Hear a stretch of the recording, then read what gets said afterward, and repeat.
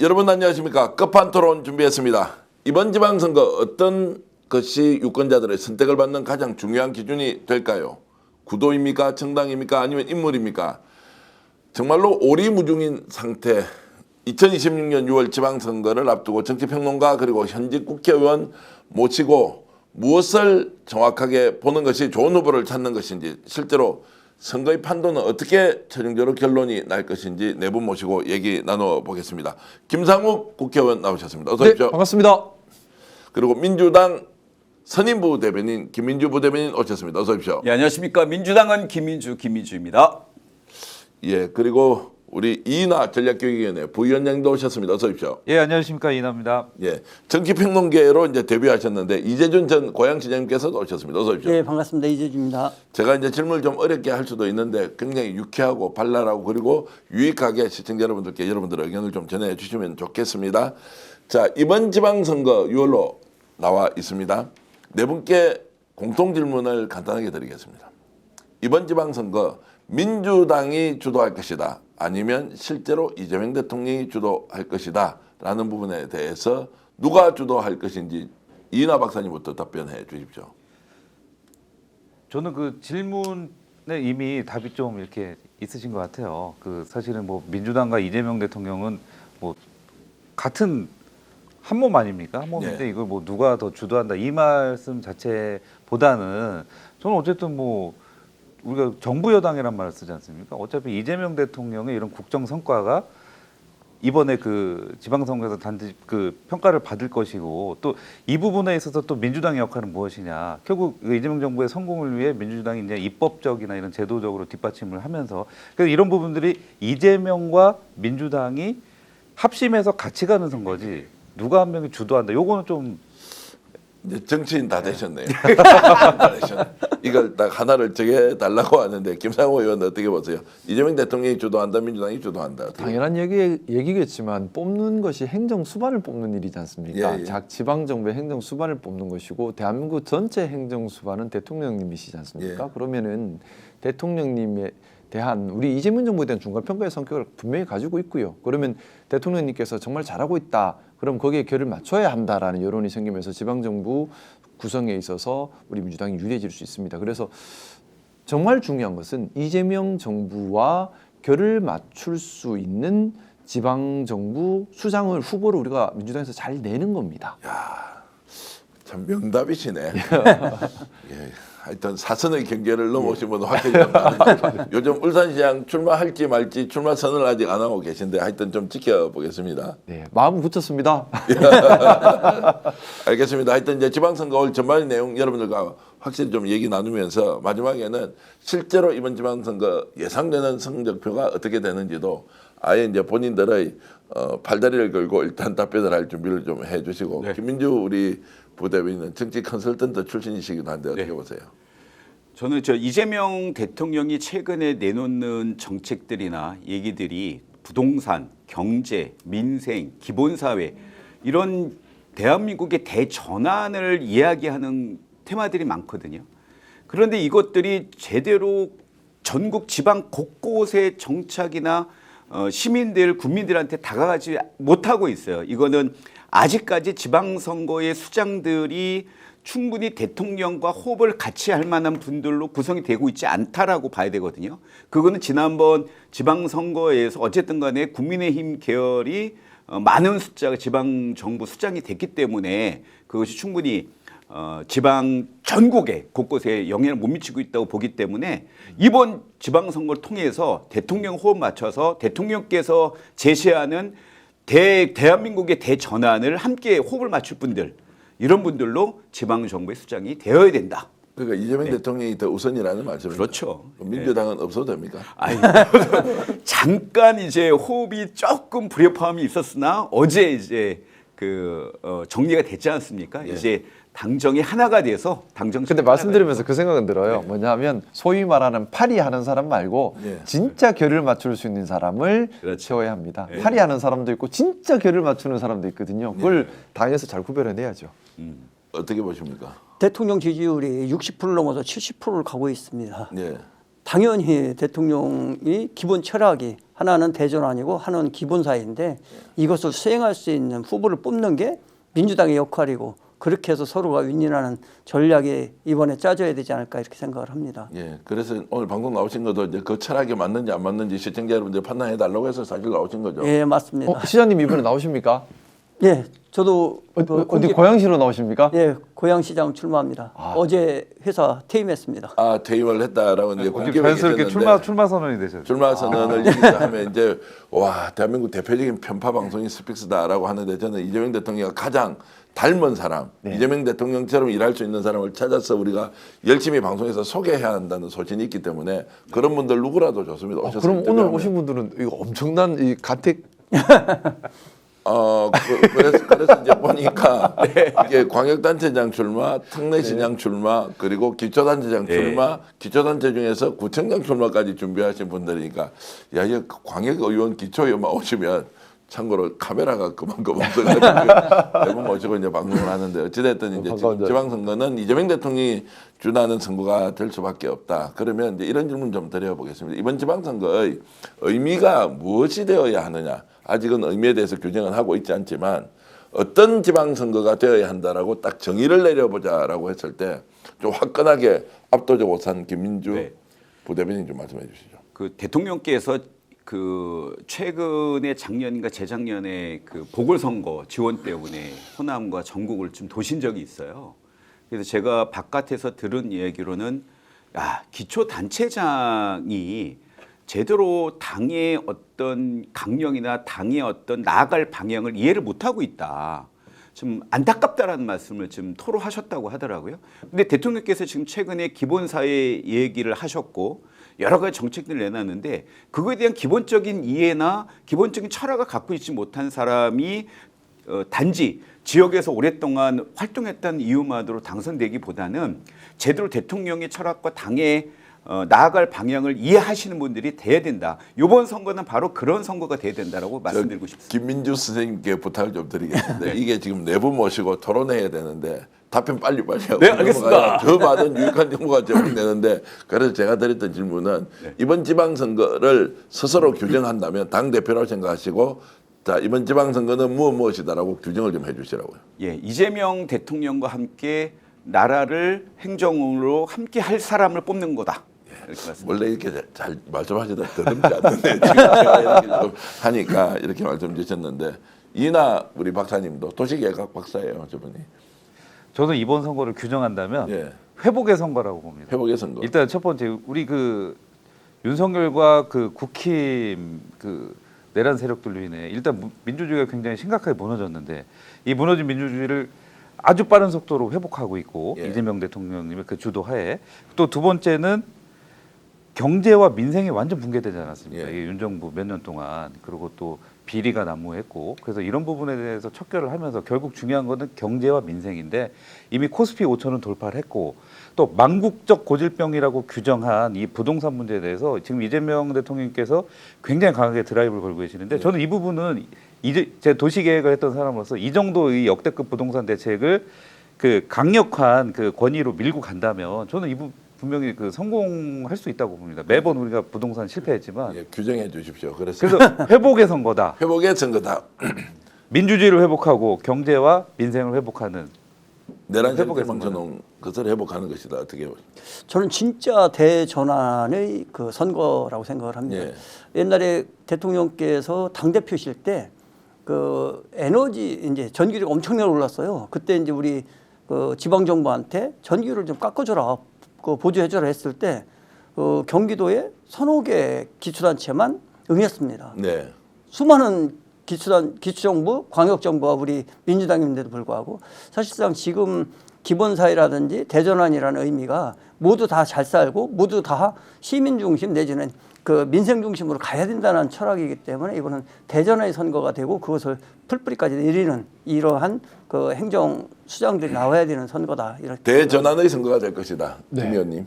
저는 시대교차라고 생각합니다. 시대교체. 왜냐하면요, 지금 대한민국은 AI 대전환에 맞닥뜨려 있습니다. 또 지정학적 분절화를 겪고 있죠. 그리고 또 국민의힘이 그동안 보수인 척하면서 대한민국을 혼란에 몰아넣었고 이걸 이제 마무리 짓고 새로운 정치 생태계를 만들어야 합니다. 말 그대로 시대 대전환이 일어나야 할 시대 교체 시대입니다.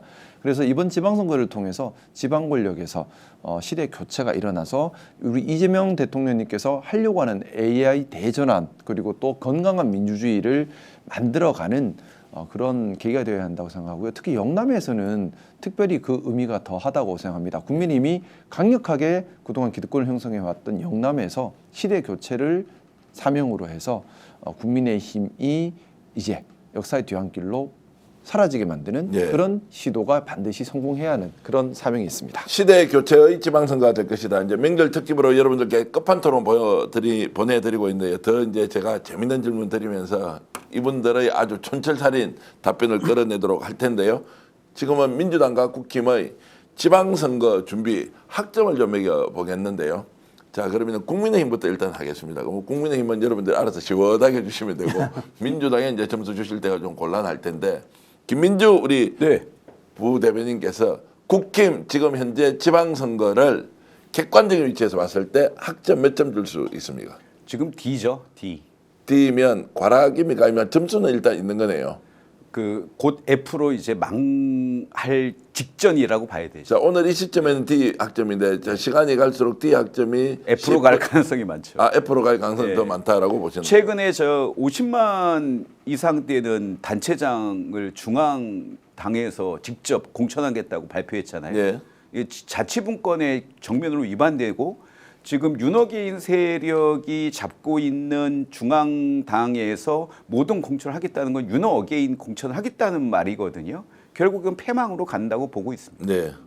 어떻습니까? 우리 시장님. 저도 마찬가지로 국힘은 D 학점 정도 되는 것 같습니다. 지금 그 조금 큰 도시에는 후보자 구하기가 사실상 어려운 상태고 그것이 또 된다고 그 가능성을 갖고서 출마하는 것이 아니라 어차피 나와야 되는 누군가 나와야 되는 거기 때문에 그냥 형식상 나오는 이런 어떤 그 자신감에서 거의 뭐 나락으로 떨어진 상태 아닐까 이런 생각을 해봅니다. 자, 이인하 박사께서는 이제 국힘과 민주당도 같이 점수를 한번 매겨 주십시오. 국힘은 일단 국민의힘은 F죠. F고. 왜냐하면 학점을 매길 수 없는 상황입니다. 네. 지금 우리가 이 민주당과 우리 대한민국 국민은 내란의 강을 건넜지만 지금 국민의힘은 스스로 내란에 빠져 있지 않습니까? 네. 지금 장동혁 대표와 지금 오세훈, 한동훈 또 이렇게 또 극한의 또 대립을 또 하고 있고 또 지금 또 전환길, 뭐 고성국 막 이런 사람들, 이 윤호개인 세력들이 장동혁 대표하고 또 그러고 있고 저는 이런 면에서는 국민의힘은 자체적으로 또 내란에 빠져서 그 내란의 강에서 허우적대고 있기 때문에 회복이 현재 상태로는 불가능하고 네. 사실상 선거를 치를 수 있는 제일 야당이라고 하기에도 너무 부끄러울 정도로 너무 지금 붕괴됐다 시스템이. 근데 이거는 대한민국 정치 전반을 봤을 때는 굉장히 불행한 거죠. 네. 건전한 보수의 한 축이 건전하게 지금 뒷받침을 하고 있어야 되는데 극우와 보수는 또 다르지 않습니까? 극우 보수화돼 갖고 지금 붕괴된 상태이기 때문에 대한민국 민주주의에도 굉장히 안 좋고 궁극적으로는 우리 국민들이 다 피해를 보는 건데 이런 면에서는 학점을 매길 수가 없는 거죠. F죠. 학점을 매길 수 없다. 이제 민주당은 좀 이따 얘기하기로 하고. 근데 그럼에도 불구하고 그러면 민주당이 앞서가느냐. 일단 점수부터 매겨 주시고. 우선은 저는 뭐 국민의 이게 뭐 되게 슬픈 상황이다. 저는 그렇게 생각하지 않고요. 국민의 힘이 무너지는 거는 좋은 상황이죠. 왜냐하면 국민의힘은 보수당이 아니고 극우당이기 때문에 이제 역사의 뒤안길로 사라져야 되고 보수의 영역은 우리 민주당이 잘 하고 있기 때문에 우리 민주당이 중도 보수당으로서 좀 더 확고한 틀을 잡는 좋은 계기라 생각합니다. 국민의힘이 망가지는 걸 슬퍼할 이유는 없는 것 같아요. 근데 국민의힘이 F다 말씀하셨는데 그거는 서울, 경기, 호남 쪽에서는 F인 거 맞지만 영남은 또 다릅니다. 네. 영남에서는 국민의힘이 준비가 되게 찬찬히 잘 돼 있어요. 탄탄해요. 영남은 쉬운 선거 아닙니다. TK 뚫고 가는 것은 그러면 국민의힘 F면 다 져야 되는데 TK는 지금 국민의힘이 이길 가능성이 압도적으로 높고요. 부울경도 절대 쉬운 상황 아닙니다. 울산과 경남은 최전선 백중세입니다. 그렇기 때문에 왜 그런 힘이 어디서 나오는가? 여기는 사실은 국민의힘이 40년 넘어 유지한 단단한 기득권에 기반한 탄탄한 조직력 그리고 기득권 카르텔에서 나오는 힘이 있거든요. 또 문화적으로도 많이 종속화시켜 놓은 것이 있습니다. 그래서 절대 쉬운 선거가 아니고요. 그러면 우리 민주당이 어떻게 해야 되느냐? 사실 이번 지방선거 저는 개인적인 평가로는 서울, 경기 또 인천, 호남, 충청 다 우리 민주당이 압승할 거라 생각합니다. 중요한 것은요. 대구 경북은 어려울 거예요. 결국에는 부울경에서 압승을 하느냐 마느냐에 따라서 지방선거 전체 승리 여부 평가가 좌우되는 것이고 네. 영남이 적은 지방이 아닙니다. 영남 부울경만 합쳐도 인구가 800만 900만 인구입니다. 그러면 반드시 우리가 수권 정당으로 여당으로 남기 위해서는 영남을 우리 민주당이 단단하게 기반을 다져야 하는 겁니다. 그 기반을 다지는 게 이번 지방선거를 통해서 다져야 되는 겁니다. 예. 되게 중요한 의미가 있어요. 그런 의미에서 본다면 우리 민주당이 부울경이 어느 정도로 지금 선거 준비를 하고 있는가? 그건 이제부터 평가할 대목이죠. 자, 그래서 이제 지금 이번에 당 내용 사태를 거치면서 이 박사님 이제 현장에서 누구보다도 국회 그리고 또 지금 뭐 청와대 또 장관실의 정책 보좌관까지 하셨으니까 집권 여당 민주당이 선거운동 제대로 이제 해야 하는데 냉정하게 좀 평가해 볼 필요 있다. 지금 이 시점에 학점은 뭐 좀 불편하시면 선배들이 먼저 매기라고 해도 되고요. 아니 지금 학점을 좀 먼저 매길 수가 있겠는데 민주당 진짜 지방선거 준비 얼마나 잘하고 있느냐 점수 한번 매겨주십시오. 저는 방금 그 김상우 의원님께서 말씀하신 전이 부분까지 생각 사실 못했었어요. 예. 이 부울경이 이번 그 선거의 결정적 관건이라는 말씀은 저는 예. 또 거기까지는 사실 생각을 안 했었는데 예. 그때 그런 면에서 보면 TK의 초롱성을 이번에 이렇게 이재명 대통령께서 이렇게 성과를 내시는데 또 내란 세력을 또 심판하는 국민적 공감대도 있고 이런 상황에서도 TK를 못 뚫으면 그럼 DK 아니고 PK. 예. TK라고 해서 대구 경북 대구 경북도 뚫어야 한다. 사실 거기 저희는 그게 맞다고 보는데 와. 이번에 이런 기회에도 못 뚫으면 이 구도는 영원히 고착화되겠다. 저는 그래서 일말의 희망 갖고 있지만 말씀하신 대로 굉장히 좀 어려울 것 같긴 하고 그리고 이제 부울경 같은 경우는 지금 뭐 부산시장 같은 경우는 여론조사 보면 그 우리 전재수 전 장관께서 어제 여론조사 보니까 많이 나오셨더라고 잘 나오셨는데 그 나름 열심히 준비하고 있다. 그러면서 저는 굳이 학점을 매기자면 현재는 우리가 지금 당에 약간의 그 좀 불협화음이 약간 있었지만 우리 또 금방 또 회복하고 갈 거기 때문에 그래도 B 플러스 정도는 주고 싶습니다. 이제 곧 A로 갈 겁니다. 후하게 주시는 겁니까? 아니면 오히려 박한 겁니까? 김민주 부대변인 이야기도 듣고 부대변인이니까 이게 답 잘하셔야 되는데. 저 쉬었다가 사실은 저 몇 주간 얼마나 힘들었습니까? 뭐 당직자는 저한테 밤에 술 취해서 전화해서 이거 큰일 났다 뭐 울먹거리기도 했는데 쉬었다가 다행히 이제 정청래 대표의 용단으로 그 합당 문제가 정리가 됐잖아요. 그래서 저는 A 제로로 다시 올라왔다. 이제 우리가 이길 것만 남았다. 왜냐면은 아까 이제 부울경 얘기하셨는데 부산의 전재수, 경남의 김경수, 예? 그다음에 또 울산의 우리 김상우 의원님 예. 막당 트리오예요. 제가 보기에는 부울경 다 이긴다고 보고요. 그러면 이제 서울도 최근에 이제 뭐 박주민, 정원호 이렇게 또 기라성 같은 분들이 있어서 이제 당이 이제 하나가 뭉쳤으니까 이제는 민주당의 압승만 남아 있다. 아까 얘기한 대로 TK만 이기면 된다. 근데 서울은 정원호 구청장, 박주민도 박주민 얘기했습니다. 의원, 아니 전현희 의원도 전현희 있고, 의원. 예, 죄송합니다. 서영교 의원도 서영교 있고, 의원님. 그다음에 박홍건 의원도 박홍건 있고, 의원님. 그다음에 김영배 의원도 있고. 김영배 의원님. 왜 이러세요 부대변인께서 지금 이거 다 이러면 많이 화이팅! 서운해하실 것 같아요.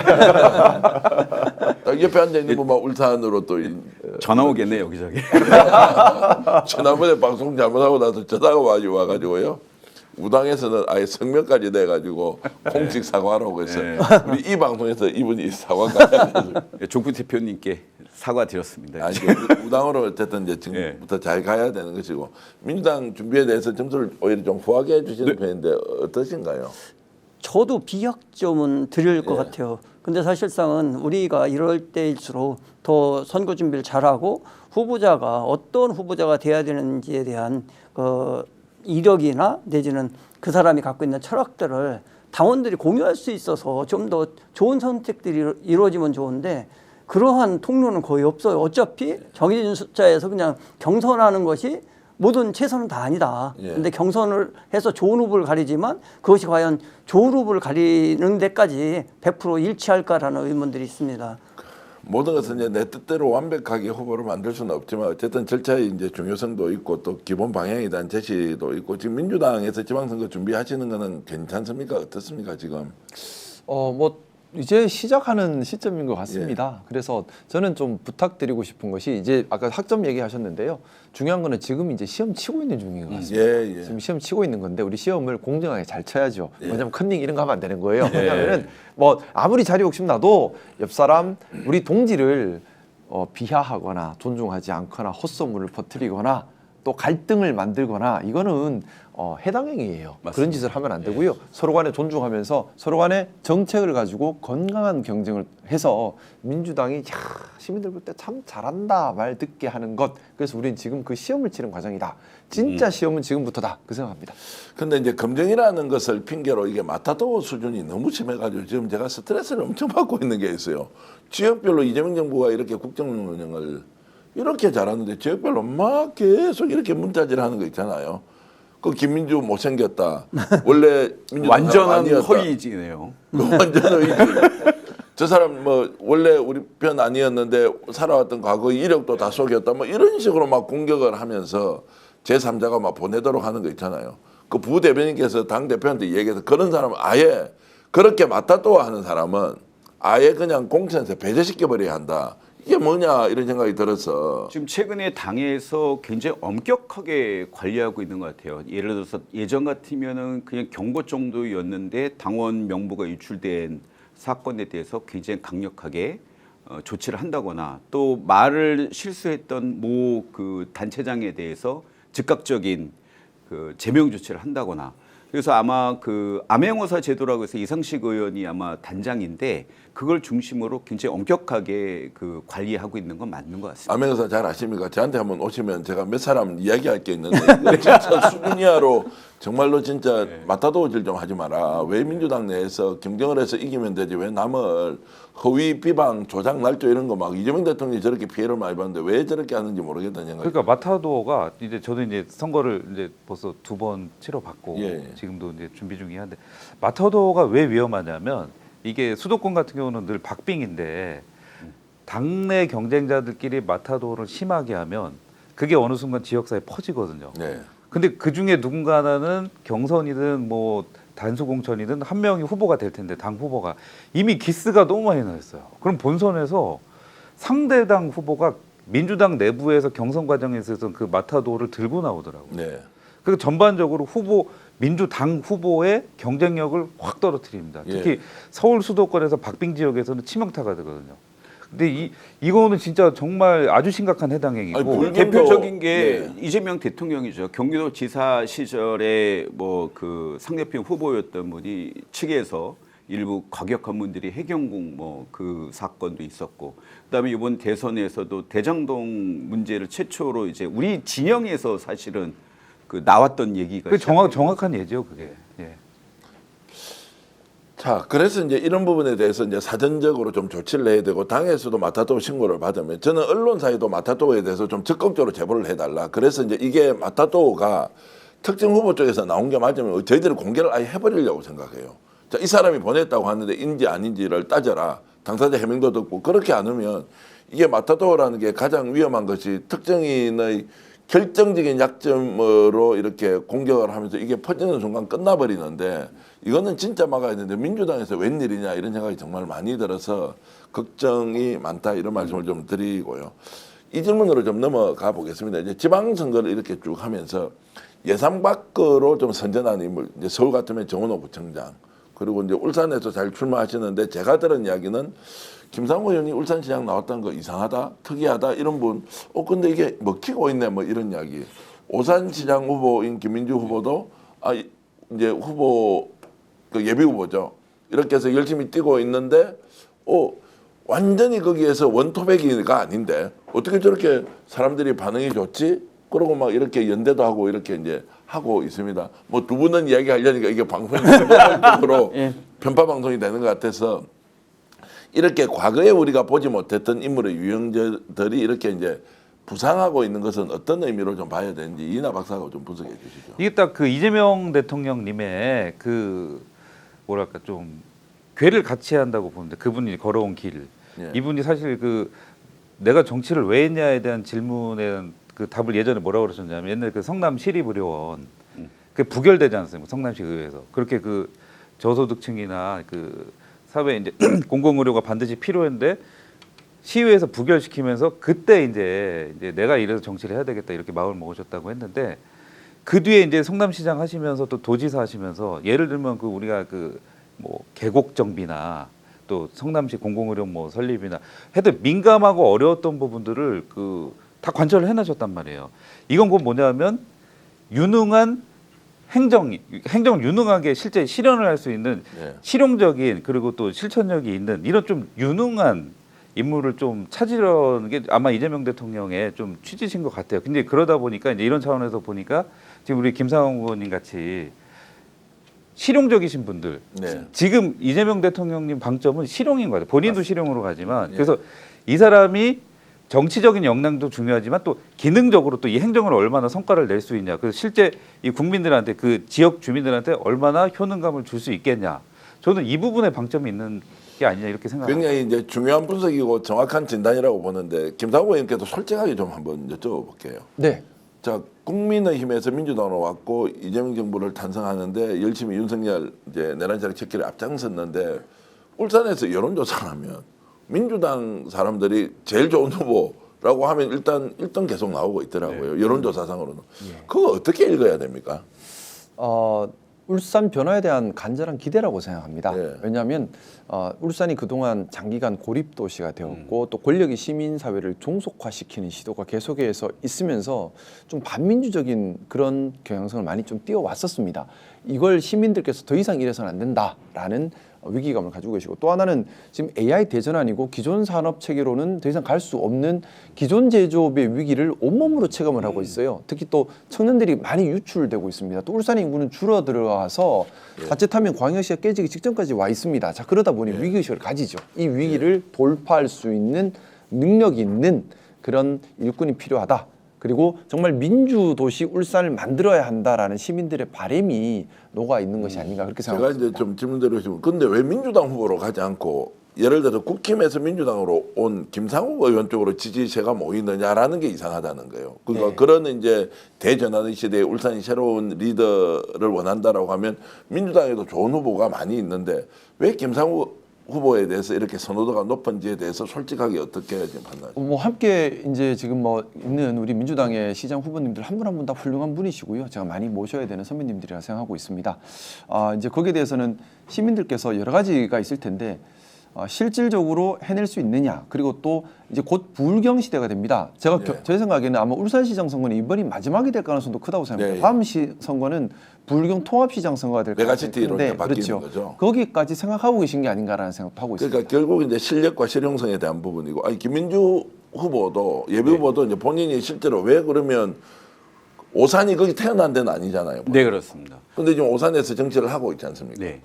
근데 거기는 오산 토박이도 있는데 어떻게 김민주 후보가 여론조사를 하면 좀 앞서는 걸로 나오느냐에 대한 이 현상을 어떻게 분석하시나요? 김상욱 의원님하고 아마 저하고도 비슷하실 것 같은데요. 뭐냐면은 많은 지금 오산의 많은 분들이나 심지어는 공무원분들이 김민주가 시장이 되면 이재명처럼 제대로 화끈하고 앞뒤 안 보고 효능감 있는 정치를 할 것 같다. 그러니까 단호하게 주위에 눈치 보지 않고 할 것 같다라는 이미지를 지금 저한테 느낀다는 거예요. 김상욱 의원님 같은 경우에도 아마 그런 이미지가 많은 당원들이나 울산 시민들의 지지를 받듯이 저 역시도 아마 그런 느낌을 울산 시민들께 받고 있는 것이 아닌가라는 생각을 살짝 해봅니다. 그러니까 이제 확실히 이제 그 새로운 인물에 대한 기대보다는 네. 일을 잘할 수 있는 사람이냐 네. 아니냐. 사실 제가 좀 따져보면 약간 억울한 게 있어요.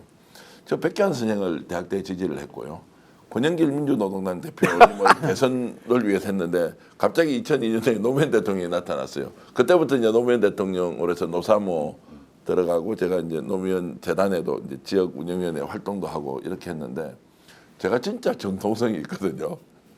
그런데 오히려 지금 분위기는 민주당의 적통이다 아니다라는 것보다는 새로운 인물인데 그 새로운 인물이 인물로서 새롭다는 게 아니라 진짜로 이재명식으로 실용적 정책을 구현할 수 있는 사람들이 급부상하고 있으니 저는 이번 지방선거를 통해서 우리 같은 사람은 좀 이렇게 이제 뒷방으로 가도 되는 거고요.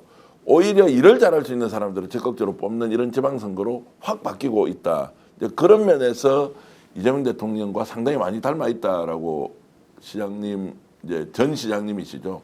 여론조사상으로도 좋게 나온다고 얘기 들었는데 맞습니까? 예, 한 7% 정도 2등 후보와 이제 격차가 벌어져서 7% 포인트 정도로 여론조사에서 나오는 경우가 있다. 아니 그런 경우가 이제 처음으로 나온 거죠. 여러분 처음. 그동안은 제가 들어간 여론조사가 하나도 없었는데 예.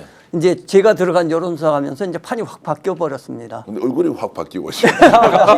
그 말씀을 하시면서 얼굴이 확 바뀌었는데. 저는 이재명 대통령께서 하신 것이 사실상은 도로 놓고 뭘 개발하고 이런 것보다도 그분이 추구했던 기본적인 그 사회에 대한 인식들이 상당히 중요하다고 봅니다. 그것이 이제 그 청년 기본소득이라든지 기본 사회라든지 이런 것들인데 그런 것들을 이제 잘 구현하는 분이 제가 좋아하는 이제 박성원 시장도 그런 축에 듭니다. 광명시장, 예, 박성원 예. 시장. 예. 그분도 이제 환경, 기본소득, 그 평생학습 이런 것들을 주로 이제 그 대표 브랜드로 해서 하고 있거든요.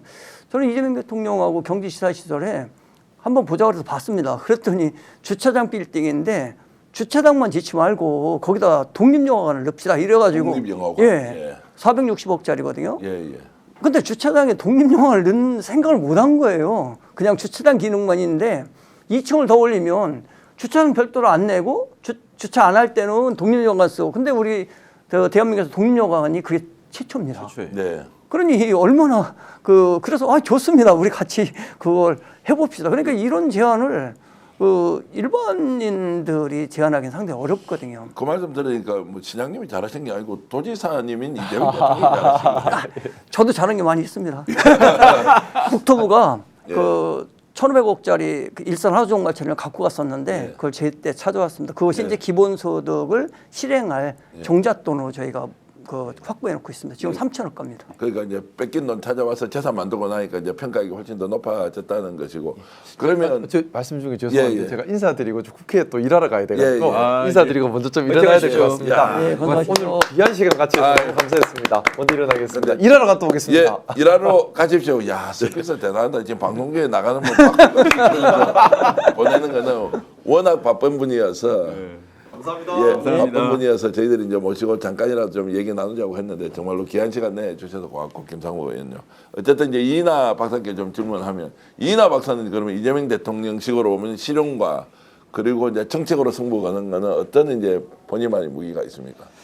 저는 그래서 그런 면에서 이번에 진짜 뭐랄까 좀 저의 시대가 오겠다 감히 이렇게 말씀을 드리면 오, 좋습니다. 이게 기존의 선거에서는 사실 조직 선거 그리고 또 뭐 인지도 조직 뭐 주로 이제 이런 면에 좀 중점이 있었고 또 이런 그 부분에 강점이 있는 분들이 이제 선거에서 또 이제 많이 당선되시고 했는데 이재명 대통령 시대에 이번 지방선거는 비록 조직이 약하거나 뭐 기존 정치 그 문법에선 약간 조금 벗어나 있지만 개인의 역량이 있고 또 정책 비전이 뚜렷하고 또 이제 이런 또 정책적 그 풀어낼 수 있는 역량 그리고 또 실용적 성과를 낼 수 있는 이 부분이 담보된 인물이라면 이번에 얼마든지 기회를 받을 수 있겠다 이런 또 희망이 또 생기더라고요. 네. 특히 이제 저 같은 경우는 이제 박사학위를 이제 도시공학을 했고 네. 그래서 지금 서울은 대부분이 그렇지만 특히 여기 성동 같은 경우는 한강벨트거든요. 한강벨트의 주거 문제, 뭐 재건축 재개발, 이 정비 문제, 정비 사업 문제가 또 굉장히 현재 심각한 핵심 화두 중에 하나고 또 만성적인 교통 문제. 이 주거와 교통이 사실상 그 사람이 사는데 의식주에서 가장 중요한 부분인데 이 부분에 좀 특화된 전문가가 이런 그 행정 영역에 빨리 진입을 해갖고 자신의 그 준비된 역량을 빨리 이렇게 펼칠 수 있는 기회를 준다. 이런 면에서 저는 이번 지방선거는 저처럼 뭔가 이런 분야에 특화되어 있는 그 사람들이 꽤 많이 좀 기회를 받을 수 있는 아주 좋은 또 기회가 되지 기회다. 않을까. 이런 상품 만나기 어렵다. 네, 이런 기회라고 생각을 하는데 이런 상품을 만나기 어려우니까 이제 유권자들이 선택만 하더라도 이제 훨씬 행복해지는 그렇죠. 선택을 이제 그런 바꾸는 서울 거죠. 성동을 만들겠다는 거 아닙니까? 그렇죠. 근데 원래 문과 출신 아니에요? 저는 이제 문과에서 이제 뭐 행정학하고 정치학을 전공을 했지만 예. 이제 박사학위를 도시공학을 했는데 제가 이제 국회에서 보좌관을 할 때 국토교통위원회 소속 의원실에서 계속 일을 했어요. 그래서 그 하면서 이제 교통과 주거, 부동산 문제의 중요성을 일을 하면서 깨달았고 그래서 이제 좀 박사 과정을 진학을 해서 그쪽에 이제 공부를 했고 저는 그 박사 논문도 임대주택 정책에 대해서 논문을 야. 썼거든요. 그리고 또 지금 또 제가 교통방송 라디오에서 교통 관련 그 패널로 또 한 2, 3년째 출연을 하고 있는데 그래서 저는 이 부분에서만큼은 그래도 아직 뭐 비록 젊은 나이지만 그래도 열심히 해왔다. 그래서 좀 더 중요한 거는 지금 제 나이가 사실은 가장 그 날카롭게 다듬어져 왔다. 예, 그래서 예. 청와대에서도 국토교통비서관실에서 이제 국정을 다루는 데서 또 경험을 했고 또 국토교통부 장관을 두 분을 모셨습니다. 정책보좌관으로. 그래서 이 분야에서 좀 독보적인 그 길을 걸어왔기 때문에 이 부분을 꼭 한 번은 그 주민들을 위해서 쓰고 싶습니다. 그래서 좀 써주십시오. 아니 이은하 박사님이 이렇게 적극적으로 자기 홍보하니까 완전 방송 좋아지는데요. 아니, 그 전까지는 겸손하게 이렇게 객관적으로 평가하는 위치에서 오히려 본인이 갖고 있는 장점을 이렇게 말씀 주시니까 훨씬 듣기가 좋다는 거고 꼭 성동구청장 출신이 지금 이제 서울시장 후보로 출사표를 던졌지 않습니까? 정원호 구청장보다 더 잘할 것 같다는 생각이 갑자기 들어서 정원호 구청장하고 나이 차이가 좀 많지 않습니까? 그 정원호 구청장 다음의 성동구청장으로는 오히려 도시계획 박사인 도시행정 박사인 이인하 박사가 훨씬 더 좋겠다 이 생각이 드는데 근데 그분이 동네 처음에- 분위기는 어때요? 뭐 그러니까- 기왕에 좀 예. 이제 다니면 이제 그게 있죠. 이렇게 너 너무 젊은 거 아니냐 이런 말씀 많이 하시는데 지금 그 정원호 청장께서도 딱 처음 이제 초선 시작하실 때가 제 나이 때랑 비슷하거든요. 예, 예. 맞아요. 예, 그래서 근데 뭐 정기는 뭐 좀 80년생 예, 제 이제 81년 빠른 81년생이죠. 그러면은 나이가 몇 살입니까? 한국 나이로 지금 45세. 그래서 그게 왜 나이가 젊으냐고요? 하고도 남을 나이인데. 맞습니다. 근데 이게 이제 그 후보군들이 이제 또 연령대가 다양하다 보니까 예. 상대적으로 제가 이제 그 중에 제일 어리니까 젊어 보인다 이제 이런 말씀 하시는데 저는 지금 나이가 제가 가장 진짜 아까 말씀드린 것도 날카롭게 다듬어 왔다고 생각합니다. 예, 예. 그 이 칼날을 되게 여러 경험을 거치면서 그리고 또 아직 체력과 열정이 극에 달해 있기 때문에 예. 저를 쓰시면 아마 그만큼 효능감이 있지 않을까. 저는 일하고 싶어 되게 미쳐 있는 사람인데 기회가 잘 안 오더라고요. 이제 기회를 이번에 만들어서 하고 시청자 여러분들이 이제 보시면 충분히 판단하실 것이고요. 또 주변에 이제 추천해서 검증 한번 해보자라고 하면 이인하 박사 언제라도 이제 응해줄 것이니까 그런 부분이 국민들에게 정확한 정보로 저희들 통해서 전달되길 바라고요. 조금 이제 불편한 이야기로 좀 넘어가 보겠습니다. 이게 민주당이 이제 지금 이번에 이제 당과 또 지금 청와대의 갈등 이런 것들이 좀 생기면서 야 이거 지방선거 때 제대로 대처하겠느냐 아무래도 이제 당 쪽에 계시니까 좀 네. 여쭤보면 지금 빨리 원팀으로 돌아가서 지방선거에 올인을 해야 되는데 벌써부터 이제 걱정하는 분들도 있습니다. 어떻습니까? 이제 정세현 대표가 잘 극복해서 제대로 쾌속선처럼 달려갈 것 같습니까? 제가 아까 그 용단이란 말까지 써서 말씀드렸는데요. 정말로 정청래 당대표께서 이번에는 정말 용단 내리셔서 한 발 양보해 주신 거 너무 감사드린다는 말씀을 먼저 드리겠습니다. 제가 지난번 여기 방송에서 굉장히 우려가 있었다라고 말씀드렸는데요. 생각보다 되게 심각했습니다.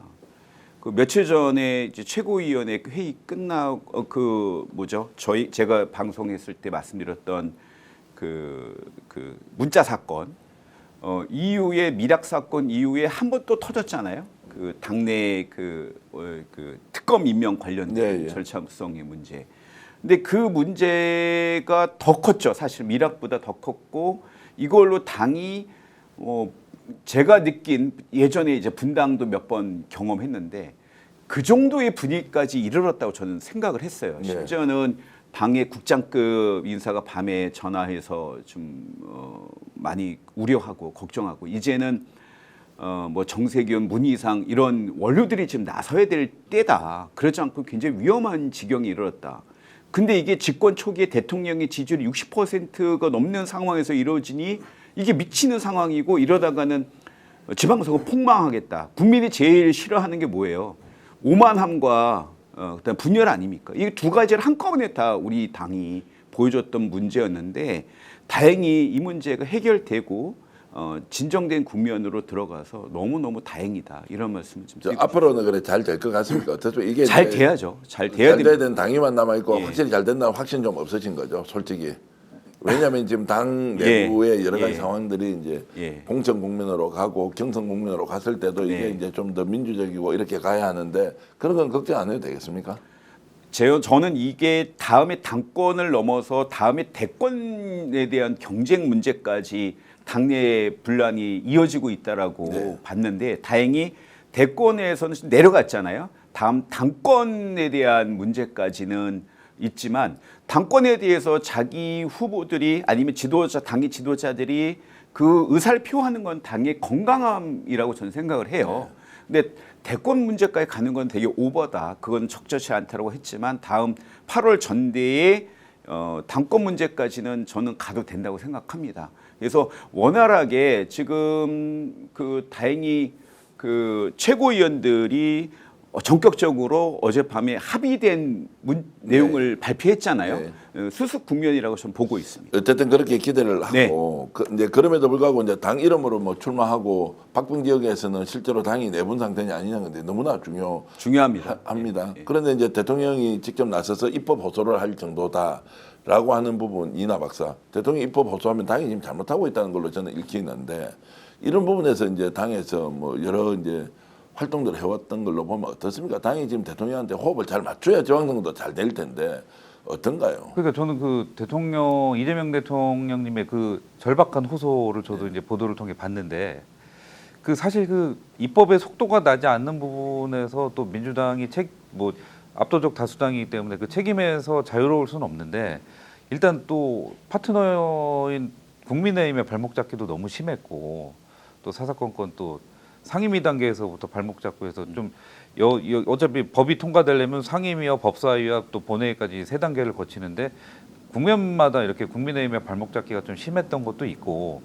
그리고 또 뭔가 좀 더 강하게 조금 집권 여당으로서 드라이브를 조금 더 걸었으면 입법의 속도가 좀 더 나지 않았을까. 이재명 대통령께서 아마 지금 당장 시급한 입법 중에 한 20% 정도밖에 안 됐다 이런 워딩을 하신 걸 제가 보도에서 본 것 같은데 사실은 심각한 거죠. 지금 여러 개혁 성과가 쏟아져 나오고 있는데 근데 입법적 뒷받침만 되면 더 많은 성과가 나와서 국민들한테 더 체감될 수 있는 효과가 큰데 지금 여기서 막혔다는 거.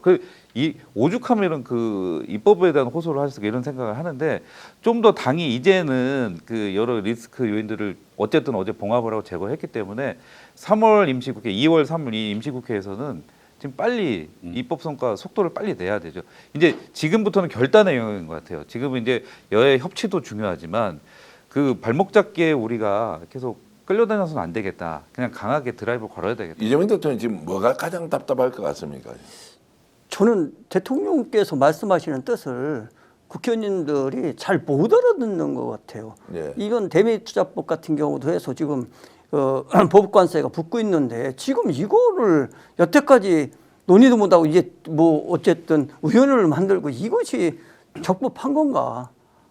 하나의 구체적인 예를 들면 미군 반환공여지 얘기하신 지가 작년 8월인가 9월이에요. 예. 지금까지 한 게 없어요. 예산이라는 것이 경기도 예산 3천억 태운 거 외에는 아무것도 없거든요. 언제 이걸 하죠? 이 대통령께서 이걸 말씀하신 거는 그 용산 미군 반환공여지 10조 원을 공짜로 서울시에 줬어요. 예. 그리고 1조 5천억을 정부가 대서 공원을 조성해 줬어요. 왜 경기도는 받아야죠, 돈을? 이게 그렇고 그 허위 부채예요. 가상 부채입니다. 여러분 이미 20조를 해서 평택 미군 기지를 정부가 지어줬어요. 예. 그럼 이건 국방부의 그 저기 부채로만 잡혀 있는 거지 실제 정부 지출이 된 거거든요. 이걸 꼭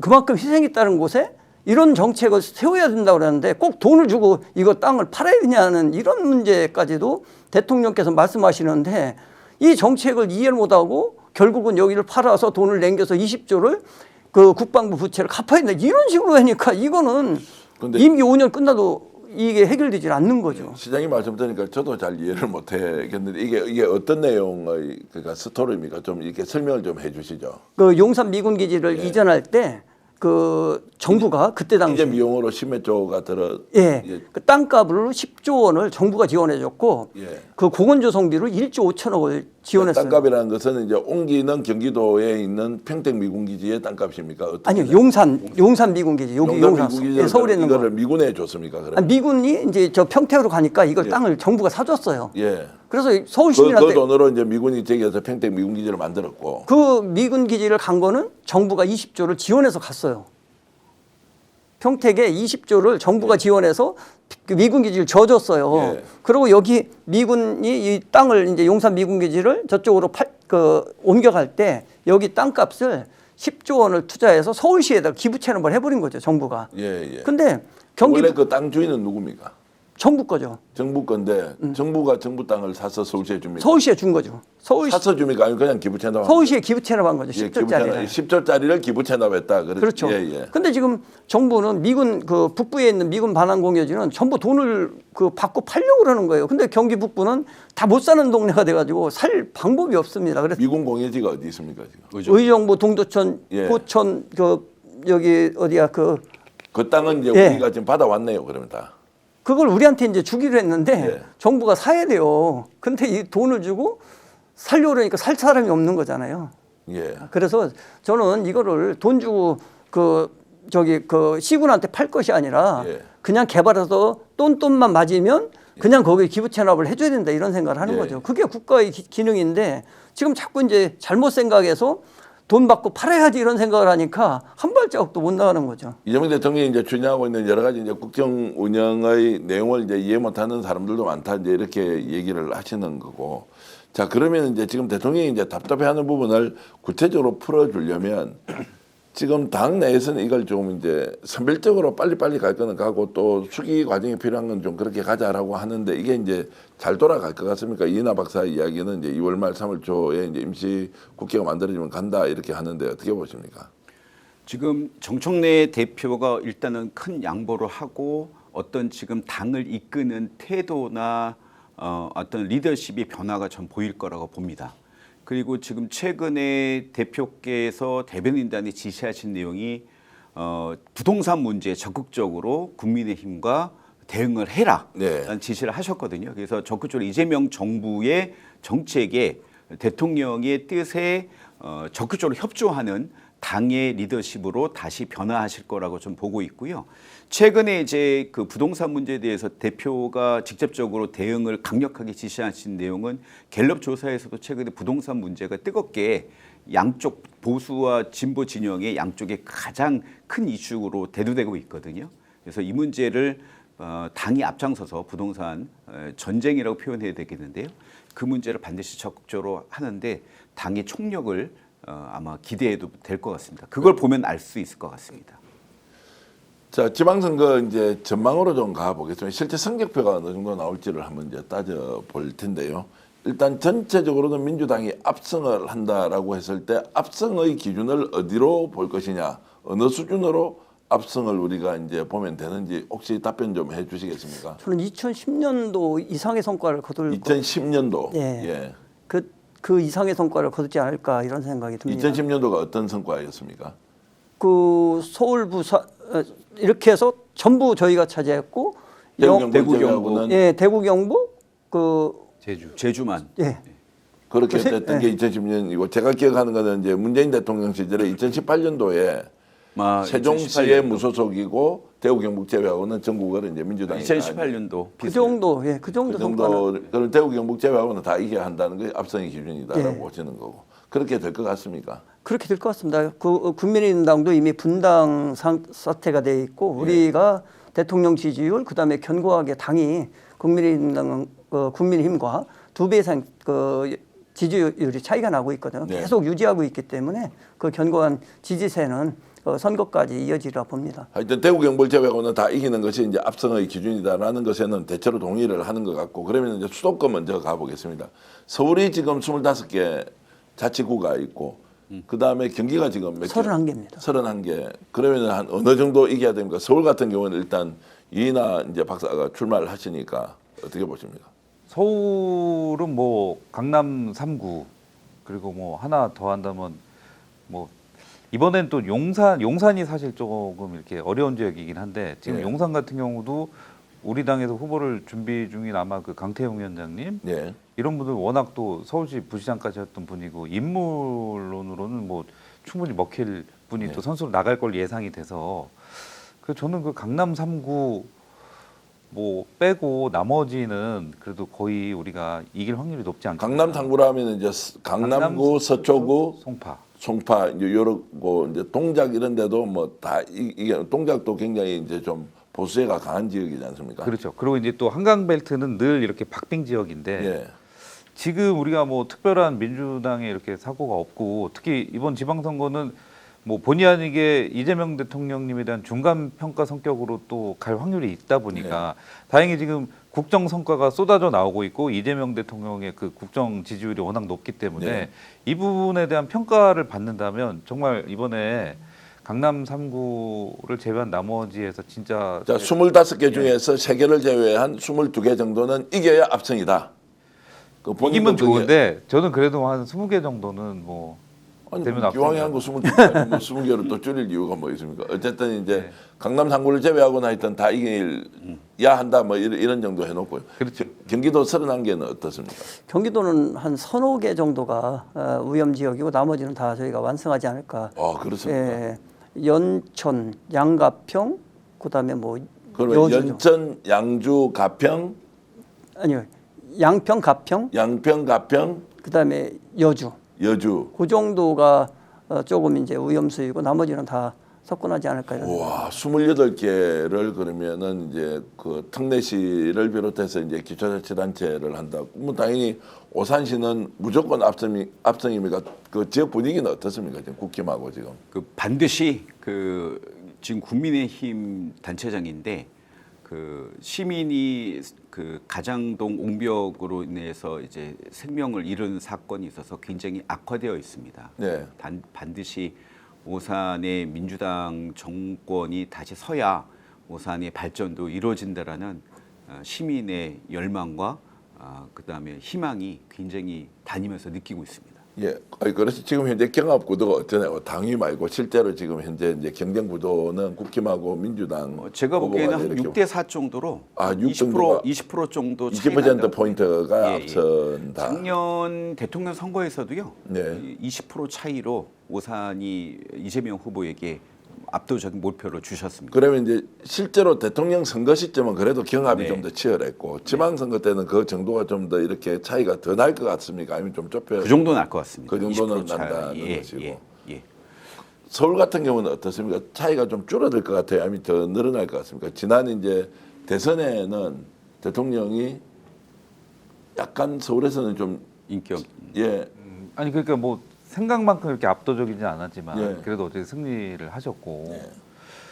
그래서 지금 서울이 그 뭐 잘 아시겠지만 강남 3구는 원래 그 초롱성 같은 곳이고 한강벨트도 굉장히 좀 보수화돼가는 경향이 있거든요. 한강 그 라인 따라서 맞아요. 이 부분이 좀 관건이긴 한데 워낙 이번은 이재명 대통령님의 선거기 때문에 네.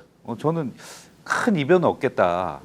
다른 사람은 모르겠는데 이재명 대통령에 대한 그 중간 평가 성격이라고 보면 큰 이변은 없겠다고 저는 좀 확신합니다. 이게 그 전체 서울의 지지도를 보면 서울이 호각세인 건 맞아요. 네. 예, 그래서 서울시장 선거에 우리가 당내 경선이 그 컨벤션 효과를 통해서 좋은 후보가 올라오면 오세훈과 붙을만 한 거는 별도로 차지하더라도 전체적 호각세여도 구별로 나누게 되면 마치 총선에서 전체적으로는 비슷해도 총선에서 저희가 압승을 거뒀듯이 지방선거의 구청장 선거는 아마 압승을 서울에서 거둘 수 있을 아니 저는 근데 여기서 하나만 더 말씀드리면 더 진짜 중요한 거는 광역의회거든요. 네. 서울시의회가 지금 민주당이 소수당이잖아요.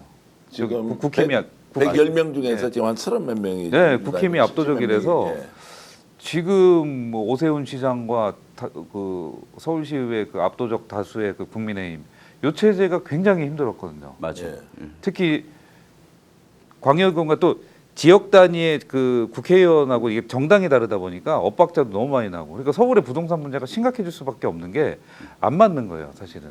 부동산 정책을 구현하는 게 결국 서울시인데 저기 국정은 또 민주당에서 운영하고 있고 그러니까 경기도도 아마 경기도의회가 국민의힘이 더 많지 않습니까? 알겠습니다. 이런 상황이 이제 긴장을 느슨하게 한다거나 방심한다거나 절대 그렇게 가서는 안 되는 것이고 어쨌든 지금 현재 객관적 상황은 이렇다는 것이고 불경으로 가보겠습니다. 지금 이제 불경은 이제 김상호 의원이 얘기했듯이 울산 같은 경우에는 이제 초박빙 상태에서 어떻게 될지 모른다. 그리고 이제 부산 같은 경우에도 일단 사법 리스크가 존재하고 있는 전재수 전 장관에 대한 이슈도 있고 김경수 지사가 나와서 선진하고 있지만 박한수 경남도지사에 대한 또 지지세도 이게 만만치 않고 오히려 영남 지역 같은 경우에는 보수 대결집이 일어날 가능성이 있다. 왜냐하면 견제 심리가 이제 작동한다 이렇게 되는데 윈지 컨설팅의 부대표까지 이제 하셨으니까 불경은 어떻게 보세요? 불경은 한마디로 그 트리오가 연결되는 즉 정서적으로 좀 묶여 있다라고 봐야 돼요. 네. 그래서 제가 보기에는 부산시장 후보가 굉장히 중요합니다.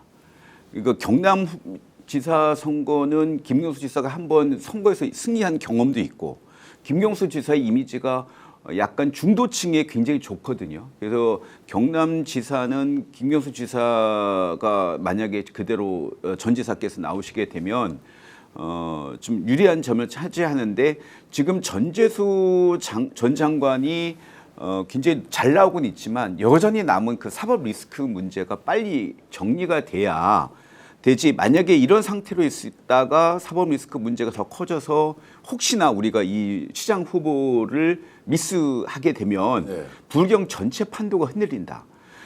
울산은 사실은 인구가 좀 줄고 있는 정체된 문제가 있어서 아까 김성욱 의원도 있지만은 좀 새로운 인물, 그다음에 좀 신선한 인물, 좀 일을 잘할 수 있는 좀 추진력 있는 인물에 대한 요구가 좀 상당히 있는 편이고요. 울산은 사실은 좀 진보당 세력도 있고, 그다음에 좀 보수 세력도 있지만 굉장히 진보적인 목소리도 좀 있는 지역이거든요. 그래서 부산시장 후보를 빨리 우리가 잘 만들어서 불경의 어떤 세트로 그다음에 메가시티론까지 나가게 되면 김경수 전 지사께서 메가시티론 주장했던 분도 된치니까 하게 되면은 저는 불경이 시너지 효과를 같이 줄 거라고 보고 있습니다. 자, 지금 이제 강원, 충청 이런 데도 이번에는 충분히 해볼 만하다라는 분위기가 있으니까 간단하게 평을 해 주시죠. 강원도는 일단 이광재 전 지사가 아예 우상호 선배님 제가 이번에 양보하고 오히려 도지사 만들겠습니다 하면서 뭐 분위기 엄청 떴더라고요. 그러니까 그런 그 정치적 결단이 예. 굉장한 시너지가 있죠. 지금 강원도는 예. 일단은 국민의힘이 우세 지역이긴 한데 국민의힘은 약간 그 안에서 이제 그 우물 안에 좀 갇혀져서 정체되는 분위기인데 지금은 강원도에서 민주당 선거 판세는 굉장히 요동치는 거 아닙니까? 이광재라는 그 또 걸출한 인물이 또 우상호라는 또 걸출한 인물한테 또 양보하는 모양. 이 자체로 이제 강원도에서 굉장히 크게 회자되고 있다고 그러고 이런 부분들이 결국 그 강원도 전체 정치 지형을 지금 요동치고 있기 때문에 저는 이런 부분에 있어서 또 여러 효과가 날 거라고 봅니다. 그래서 네. 강원도도 이번 정말 해볼 만하고 충청은 뭐 말할 것도 없죠. 지금 대전과 충북을 충남. 지금, 네, 충남 대전 통합을. 충남을 지금 통합을 하고 있기 때문에 근데 이 이슈도 사실은 집권 여당이 끌고 가고 있는 이슈고 그 충청도 이번에는 이제 충청의 정권이 교체가 되겠다. 저는 이렇게 좀 확신을 하고 있습니다. 충청도 쪽 사정을 좀 아십니까? 대전 충남 통합하면 뭐 이제 여러분들이 지금 출사표를 던지고 비서실장이 출마하느냐 마느냐 지금 강훈식 실장이 있고 양성조 전 충남도지사 있고 그리고 지금 그 장철민 의원도 지금 아예 통합단체장 출마하고 이렇게 쭉 있더라고요. 그리고 대전시장 하셨던 허태정 이제 예. 시장도 있고 막 쟁쟁한 사람들이 많이 있던데 그래도 저 보수성이 굉장히 강하지 않습니까? 대전 강한데 이번은 좀 전에 그 이인호 부위원장께서 말씀하셨듯이 저희 지역은 제가 이제 충남 아산이거든요. 강원식 예. 비서실장이 저희 지역의 국회의원이십니다. 예, 예. 그리고 양승조 도지사, 고향이 거기시고 고향의 산지가 30년. 양승조 전 지사님은 또 저희 그 천안에서 학교 동문이고 그래서 예. 그러한 것들을 그분들이 이제 하는데 여기에 그 대통령께서 메가시티 이제 그 대전시와 충청도 남도가 이제 통합하는 문제를 이슈로 던져서 그거에 대해서 여론 지지율이 높기 때문에 네. 그 이슈를 주도해 가기 때문에 저희는 분명히 거기서 좋은 성과가 일어나리라 생각을 합니다. 그러니까 정당에 대한 평소에 이제 지지도보다는 이재명 대통령이 대전 충남 통합을 주도함으로써 오는 그 이제 이익이 훨씬 더 크다 이렇게 보시는 거고. 그렇죠. 거기다가 이제 그 청와대 이제 세종시까지 이전까지 확실하게 못을 박았기 때문에 세종시 주민들도 그렇고 다 충남은 이번에는 저희가 상당히 우호적인 그 성과를 거치 않을까. 그러니까 누가 나와도 된다는 겁니까? 아니면 그 중에서 이 사람이 확실히 더 잘할 것이다라는 생각이 따로 있으십니까? 저는 뭐 저희 동네 그 국회의원이셨던 강훈식 비서실장님이 나오시면 제일 좋죠. 저는 그 강훈식 실장의 서울시장 출마설이 있었을 때 이 자리에서도 한번 말씀드렸는데 왠지 매칭이 안 된다. 근데 충남지사는 뭔가 그림이 쫙 떠오른다. 예. 뭔가 이게 딱 이게 뭐 느낌적 느낌으로 딱 떠오르는 했는데 여전히 충남 대전 통합시장으로 이상하게 본인은 나온다는 말도 안 하고 안 나올 가능성이 많아 보이는데도 불구하고 그게 이미지가 떠나질 않아요. 예, 그렇게 보실 수 있습니다. 이제 또 호평해 주셔서 고맙고요. 양성조 전 충남도지사는 또 직접 만나보니까 전혀 다른 이야기를 하셔서 대전 충남을 다 아울 수 있는 인물은 천안에서 국회의원하고 그리고 충남도지사를 하고 대전을 잘 아는 사람이 더 유리하다라는 말씀도 하시니까 네. 이번에 레이스만 올라가면 양성조 또 전 도지사가 무조건 된다 이렇게 말씀하시고요. 장철민 의원한테 또 물어보니까 진짜 젊은 패기와 열정으로 장철민식 정책 전문가 엄청 준비를 많이 해놨더라고요. 장철민 장철민은 괜찮아요. 그 보좌관 같이 했을 때도 보면 아주 뛰어난 정책적 식견을 갖고 대전 동구가 완전 보수 성향의 네. 지역인데 최연소 국회의원이 되고 거기서 재선까지 했으니까 지금 뭐 이장우 대전시장하고 맞짱으로는 뭐 장철민이 확실하다 이렇게까지 이야기하고 있으니까 특정인에 대한 여기 출연자에 대해서만 네. 우리가 지켜세우고 다른 지역에 출마하시는 분들은 좀 공평하게 평가하도록 하겠습니다. 알겠습니다. 자 그러면 이제 호남도 이제 강조 전남 통합, 제주도는 뭐 민주당 후보끼리 경쟁, 결국 남아 있는 데가 이제 대구 경북이고 아 이러면 이제 진짜 압승을 할 수 있겠다. 지금 이제 당에서 하는 역할이 매우 중요하다 생각을 하는데 대구시장 이야기를 잠깐 여러분들께 해드리면 대구 경북 통합 추진이 되면 이제 통합단체장 뽑아야 하는데 지금 이제 대구시장만 놓고 보니까 여론조사 1등이 누가 나오는지 아십니까? 이진숙 전 방통위원장이 1등이 나와요. 아 진짜요? 진짜가 아니고 그게 한 뉴스예요. 여론조사를 했는데 1등이 이진숙 나오고 그다음에 뭐 저 조호영 의원, 추경호 의원 이제 이렇게 나오고 또 유영아 박근혜 전 대통령과 가장 가까운 유영아 의원이 이제 출사표를 던지고 이렇게 하는데 이진숙 전 방통위원장이 대구 경북 통합이든 대구시장이든 만약 출마를 해서 후보가 된다면 네. 이게 전국 선거에 어떤 영향이 있는가 저는 관심이 그거밖에 없어요. 어떻게 보십니까? 그뭐 윤호개인이죠 또 그러면 결국. 그러니까요. 예, 또 극우의 또 약간 상징인데 근데 보수의 심장이라고 하는 TK 통합 TK 후보 통합이든 뭐 분리된 예, 상태로 하든 그 TK의 이제 대표 주자로 선정되면 민주당에는 호재가 아닐까 싶습니다 사실. 예. 이진숙 그 전 방통위원장이 만약에 대구시장 당선되면 대구를 보수의 도시에서 이름이 국민들이 바꿀 수도 있겠습니다. 그러니까 뭐 되고 안 되고는 일단 예, 뭐그 극우의 선거의 도시 결과인데 뭐 이게 이렇게. 이제 선거란 게 기본적으로 구도로 결정이 되는데 윤의개인 후보가 나와서 예. 민주당 후보들은 지역 일꾼 이제 그리고 실용주의 정책 전문가들이 나와서 경쟁을 하는데 이렇게 됐을 때 전국 판도에 어떻게 영향이 있느냐 그리고 대구 경북의 관심이 급속도로 높아질 거 아니에요. 그 선거운동을 어떻게 하고 있는지 그 이렇게 됐을 때 전국 판도에 대한 영향이 있어서 국회의원을 만나보면 국힘의원은 그래도 그 전에 컷오퍼를 시킬 것이다 이런 이야기가 많았거든요. 그런데 윤의견이 더 세지니까 이진숙 방통위원장에 대한 지지세가 더 높아지는 경향이 있어서 대구 경북 통합지방 선거를 하게 되면 이번에 이철우 경북도지사가 가장 유력할 것이다라고 지금 다들 전망하고 있었습니다. 왜냐하면 대구시장은 홍준표 시장이 지금 사퇴하고 네, 없으니까. 예. 그럼 이철우 도지사가 가장 유력한데 대구시장 후보로 1등이 이진숙이 나오니 만약 통합 후보로 이제 서로 경합을 할 경우에 누가 통합 후보가 되느냐라는 것들로 이제 질문이 가버리니까 굉장히 지역에서는 뜨거워지고 있습니다. 근데 시장님은 관심이 별로 없으신 모양이죠. 아니 관심은 별로 없는데 예. 이철우 지사는 이진숙 위원장이 이길 것 같아요. 이철우 지사가 이준석 경선을 하더라도 경선하면 이진숙이가 이길 것 같다고. 그렇습니까? 네, 그러면 이철우 지사가 코로나 때 이 좀 버벅된 걸 보면 이 사실상은 주민들이 신선함을 갖고 있지 않을 것 같습니다. 물론 보수라고 하더라도 윤호견이라고 하더라도 이철우 지사보다는 통합 저희가 됐을 때는 이진숙 위원장이 그 득표를 많이 하지 않을까 이런 생각을 해봅니다. 그렇게 이제 전망은 하시지만 실제 이제 통합 여론조사는 한 번도 이루어진 게 없기 때문에 지금 경북에서는 이철우 지사가 가장 압도적으로 많이 나오고요. 여기도 출마할 사람 여러 명 있는데 대구에서는 이진숙 전 방통위원장이 나온다. 그래서 대구 경북이 TK인데 여기에서 이제 누가 후보가 될 것이냐도 있고 또 김부겸 전 총리가 이제 출마 여부도 여전히 지역에서는 굉장히 높은데 그것도 이제 지방선거의 변수가 될 수 있다 이런 식으로 근데 이제 좀 국민의힘이 그 책임당원이라고 그러나요? 그 돈 예. 내고 한 우리 민주당과 네, 권리당원 작년에 70만 대에서 지금 갑자기 100만 돌파했잖아요. 예. 보도 보니까. 근데 그 장동혁 그 대표가 얼마 전에 뭐 재신을 묻겠다. 예. 이 얘기의 그 자신감의 근거가 이 갑자기 늘어난 30만 명의 그 당원들이거든요.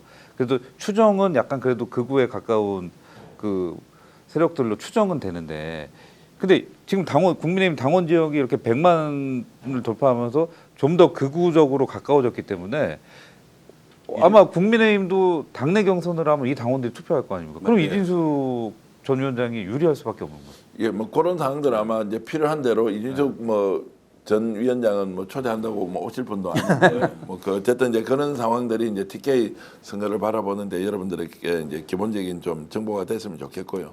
자 이제 이런 말씀 좀 마지막 질문을 드리겠습니다. 왜 출마하려고 하세요? 짧게 좀 대답해 주시면 왜 출마하십니까?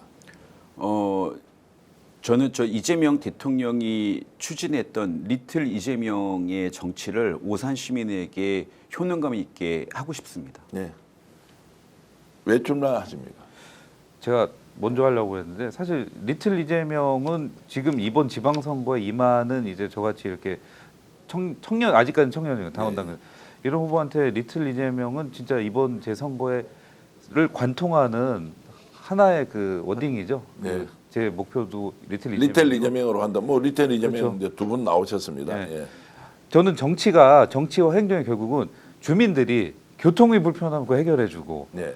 또 뭐 공공의료가 부족하다. 그럼 공공의료 시설 확충해주고 네. 또 부동산의 문제 그거 해결해주고 단순하거든요. 근데 이 단순한 거를 잘 못해요. 여러 고민들도 많겠지만 이 눈치 보고 저 눈치 보고 정말 주민들이 필요한 걸 못하는 기존의 그 정치와 행정에 대해서 저는 문제의식이 굉장히 컸고 이 부분을 해결해서 지금 이 위치까지 온 게 바로 이재명 대통령 아닙니까? 그래서 네. 저는 그런 정치, 그런 행정을 좀 하고 싶습니다. 리틀 이재명으로 이렇게 그러면 아예 딱 나중에 슬로건을 그렇게 팔려고 생각합니까? 네, 생긴 건 다르지만 그래도 그 성향 저는 리틀 이재명 너무 제가 존경하는 딱 그 걸어온 길이 제가 딱 가고 싶은 길입니다. 생긴 거는 다른데 더 좋습니다. 예. 감사합니다. 왜 지금 출마하시려고 합니까? 다시. 저는 사람이 살아가는 기본 사회를 예. 그 행정에서 진짜 행정에서 실천해 보고 싶습니다. 그러니까 지금까지 관념적으로 했던 것이 아니라 사람이 살아가는 사회 속에서 사람이 어떻게 존중되어야 되는지 이 사회를 행정 시스템에서 구현하는 것, 그것이 어떻게 보면 이재명 대통령이 말씀하시는 기본 사회도 될 수 있고 어떻게 보면 그것이 인간으로 태어나서 정부나 공공으로부터 귀함 대접을 받는 세상이 될 수도 있습니다. 그 세상을 빨리 앞당기고 싶습니다. 그걸 대동체상이라고 불러도 되겠습니다. 맞습니다. 예, 대동령. 이재명 대통령의 대동체상, 이재명 대통령을 닮아서 이재명 대통령의 국정운영 스타일을 지방정부에 그대로 이렇게 딱 심어서 제대로 할 사람들 여러분들 잘 찾아주시기 바랍니다. 오늘 방송에서 이재준 전 고양시장 그리고 김상욱 울산 남구 국회의원 그리고 김민주 민주당 부대변인 이인하 전략교육위원회 부대변인 함께 했는데요. 이 네 분이 반드시 좋다, 훌륭하다라는 것이 아니라 이런 분들을 통해서 여러분들의 판단에 조금이라도 도움이 됐으면 하는 끝판 토론 준비했고요. 명절 보내고 계시는데 더 행복하고 더 의미 있게 보내시고 민주당 내용도 이제 끝이 났으니까 이재명 대통령과 함께 민주당이 원팀으로 지방선거 제대로 준비해서 더 좋은 대한민국을 만드는 거예요. 민주당이 이기는 것이 중요한 것이 아니라 대한민국 국민이 이겨서 더 좋은 나라를 만드는 지방선거가 되어야 한다는 생각으로 함께 해주시면 고맙겠습니다. 시청자 여러분께 인사드리면서 방송 모두 마치겠습니다. 여러분 안녕히 계십시오. 감사합니다. 감사합니다.